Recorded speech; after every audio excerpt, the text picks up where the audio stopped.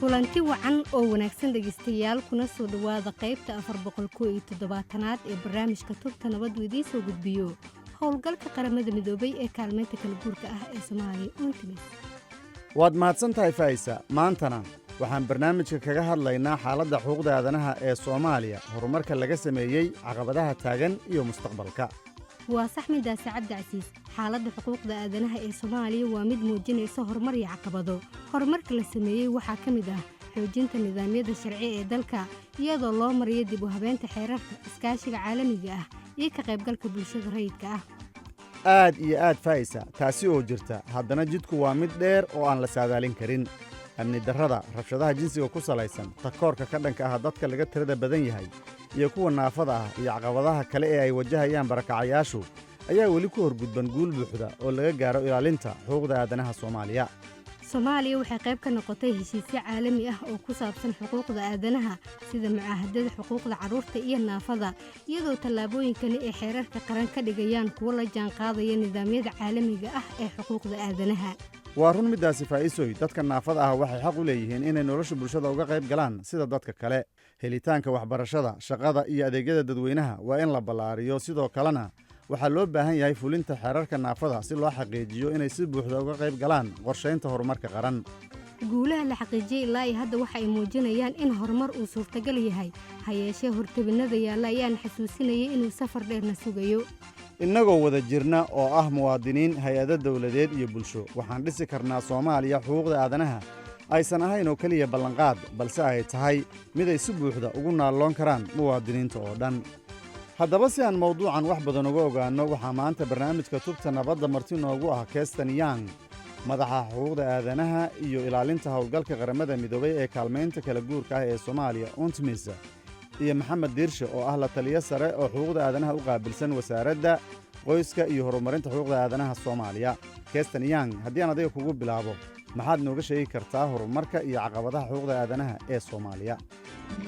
The main challenge in Somalia, certainly I'm talking about arriving here 10 years ago, was the humanitarian context. haddii aan ka hadlo xaaladda bini'aadanimada ee Soomaaliya 10 sano ka hor markii aan halkaan imid, caqabadda ugu weyn waxay ahayd xaaladda bini'aadanimada dalka.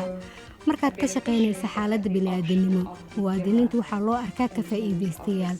marka aad tahay ka faa'iidaystay, waxa aad helayso waxa ay ku xiran yihiin rabitaanka qofka wax ku siinayo, taasi ha ahaato daryeel caafimaad, waxbarasho iyo noocyada kale ee adeeg.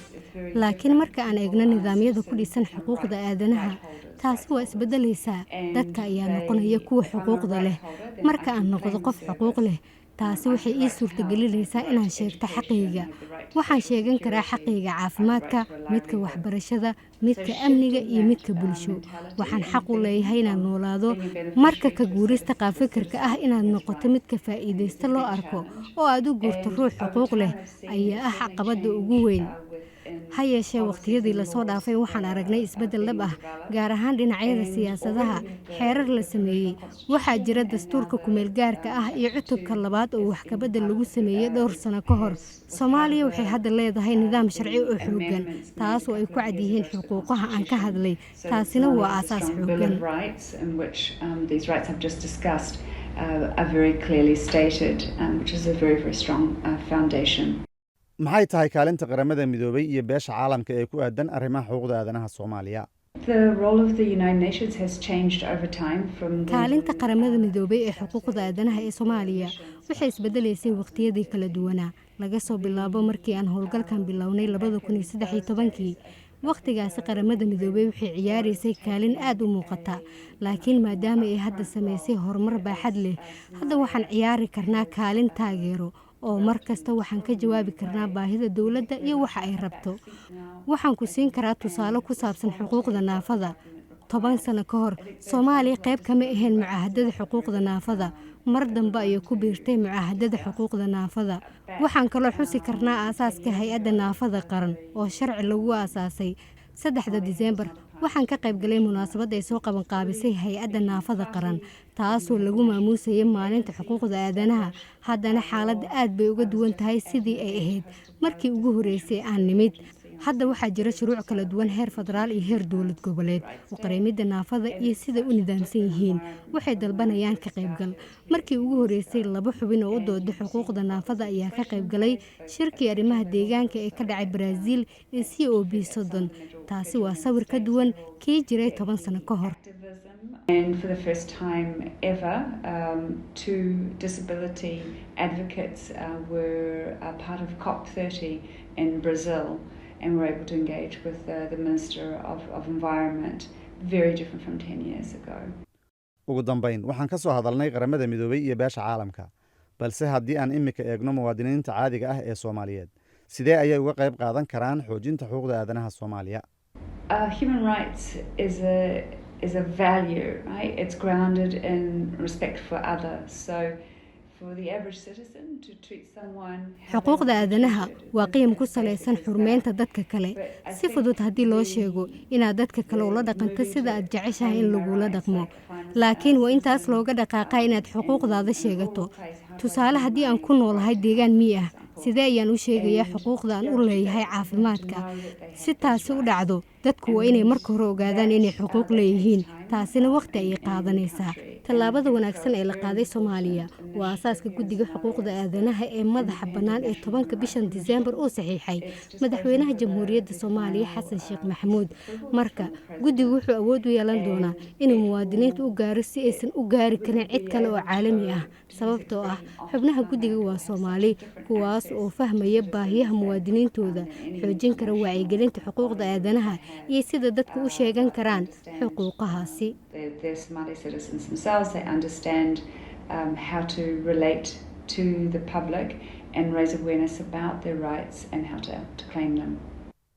aad iyo aad ayay u mahadsan tahay. taasina waxay ahayd Kirsten Young, madaxa xuquuqda aadanaha iyo ilaalinta howlgalka qaramada midoobay ee kaalmeynta kala guurka ah ee Soomaaliya UNTMIS, oo marti inoogu ahayd barnaamijka Tubta Nabadda. balse iminkana dhegeystayaal aanu gudubno waraysi aan la yeelanay Maxamed Diirshe oo ah la taliye sare oo xuquuqda aadanaha u qaabilsan wasaaradda qoyska iyo horumarinta xuquuqda aadanaha ee Soomaaliya. wuxuu ugu horreyn ka jawaabayaa su-aal ku saabsan xaaladda xuquuqda aadanaha ee Soomaaliya iyo halka ay hadda marayso. cabdicasiisow runtii xaaladda Soomaaliya maanta ay xuquuqul insaanka ku jirto sida waxaa u baahannahay inaan isticmaalno cabir. haddii kale waxay noqonaysaa mala awaal anagoo eegeyna weliba aan ku salaynayno maxaa la yidhaahdaa xogta ama daatada aan haysano. dalkeena burburkii markuu dhacay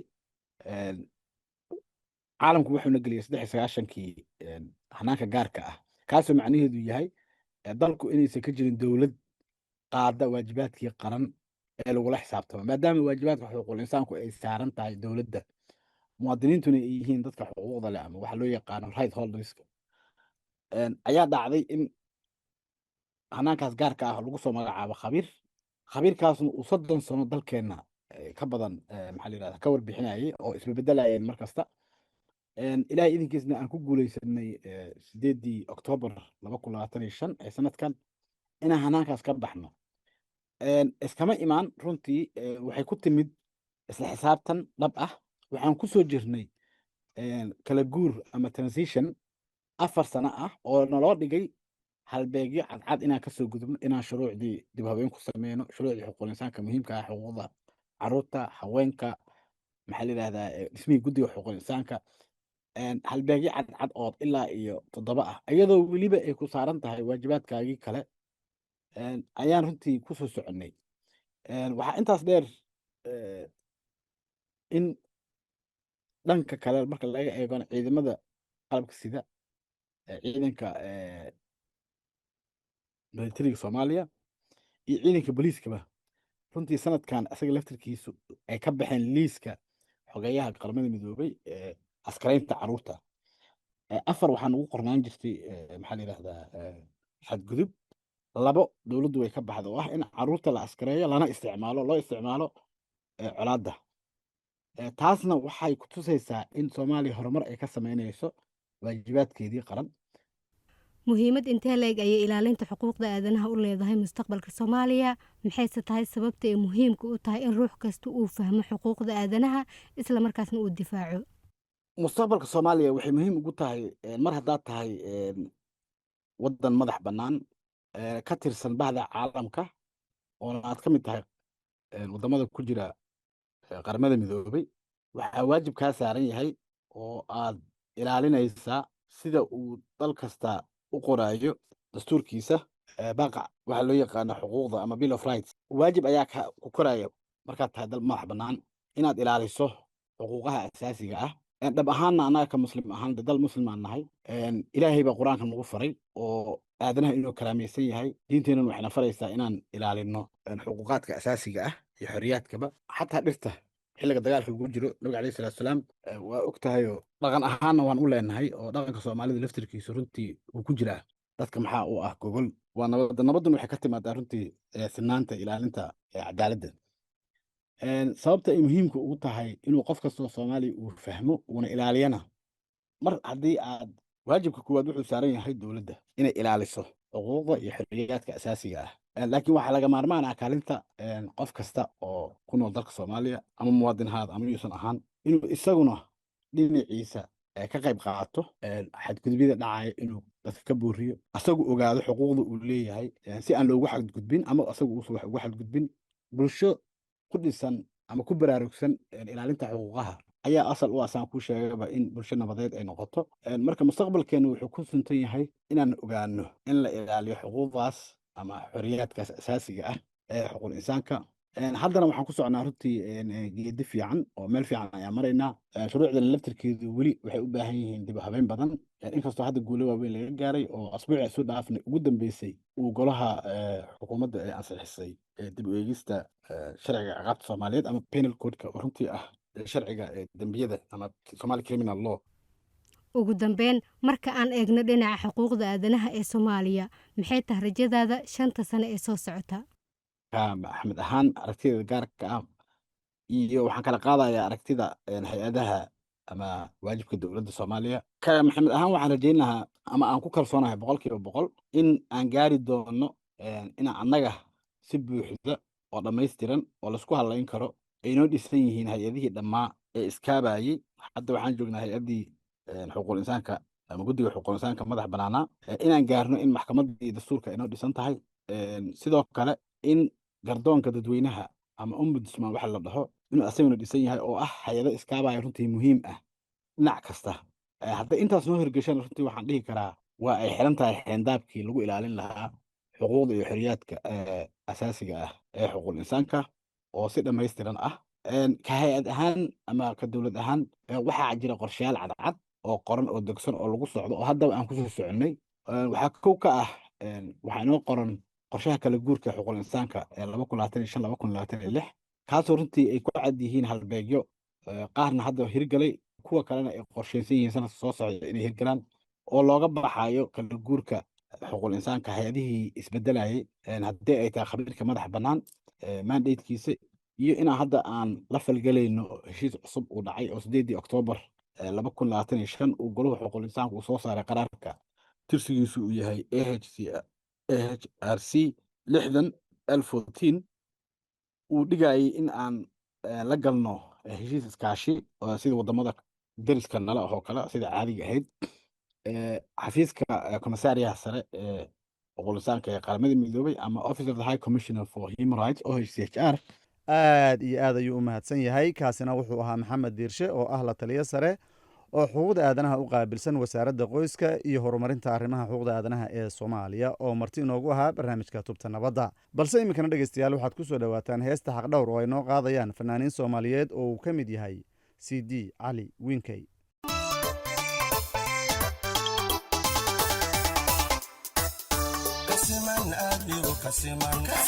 kasiman soora iyo sharaf sifooyinka goobannimo dhan sinaba uma kala sarey allah simay oo abuuray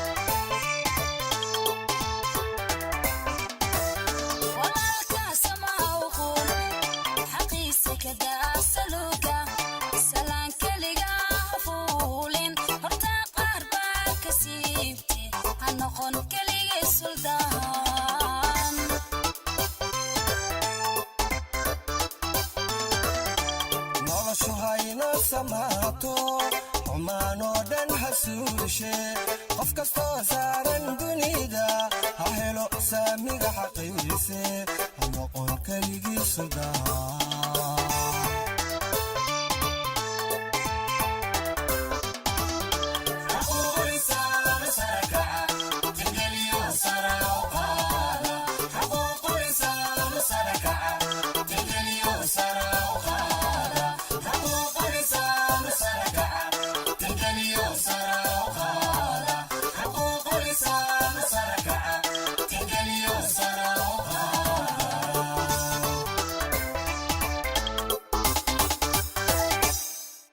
waa hagaag dhegaystayaal anintaas uga gudubna heestaasi xaqdhowr waxaa ku luqeynaya qaar ka mid ah fanaaniinta soomaaliyeed uu ka mid yahay fanaanka siidiya cali winkey waxay ugu dambeysay barnaamijkeenii tubta nabadda oo toddobaadkan halkan ay idinkala socodsiinayeen cabdicasiis maxamed diiriye iyo anigoo ah fa'iise cabdi warsame fadlan noo soo gudbiya aragtiyadiina idinkoo noogu soo hagaajin karaa barta aan ku leyna facebook oo ciwaankeennu yahay tubta nabadda hase yeeshee waxaad hadda u diyaargaroodaan qaybtii ugu dambeysay barnaamijka oo ah qaybtii qadadka taleefanada adinkoo naga soo wici kara taleefan nambarada idaacadaha aad barnaamijkan ka dhegaysanaysaan